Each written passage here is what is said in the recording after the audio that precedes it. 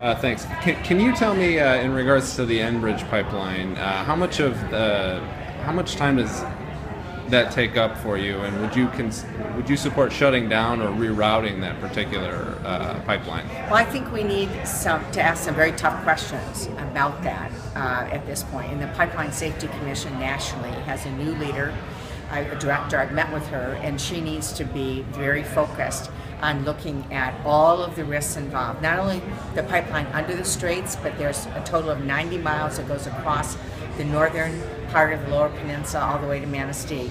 It crosses 11 different tributaries, and I'm told that some of that pipe is not as thick as what's under the Great Lakes, and it's more like the pipe from the spill in Kalamazoo River. And so I think they need to look at all of it, and if there's any doubt at all, they need to take action to make sure there's no risk. Have you read the Michigan Pipeline Safety Report? I have, and I think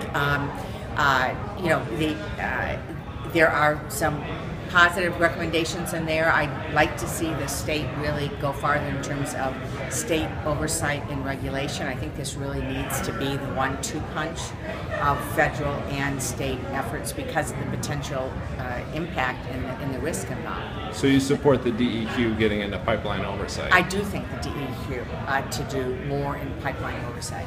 And did that report identify the section that goes over land that you're talking about? In fact, everyone has been focused on the straits, which goes under the Great Lakes. Right. Well, and it was not until I met with the Coast Guard and we were talking about their emergency response efforts and the challenges they have that they raised for me the fact that they were actually very concerned about the entire length of the 90 miles and the fact that it crosses 11 different tributaries, and there are places where the pipe is more exposed actually to the elements and so on in a much more dangerous way even than what is happening under the water, although of course the risk of a leak under the Great Lakes would be catastrophic. But they're the ones saying that we need to look at the whole thing, and that's what's caused me to go back now and really push for that. In terms of transparency, that's one of the big criticisms here. There's a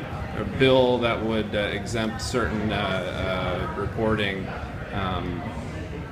infrastructure reporting from FOIA. What are your thoughts on that? Well, I can't imagine why we would want to exempt information on something so critical. I don't know the specifics of the bill, but I will say that we need maximum transparency here on what's being done. If there was a leak, it would be catastrophic to Michigan, both from an economic, environmental standpoint as well as drinking water. I mean, I can't imagine. We need to have the highest level of scrutiny possible when it comes to issues like a pipeline leak in the Great Lakes. Now we gotta get your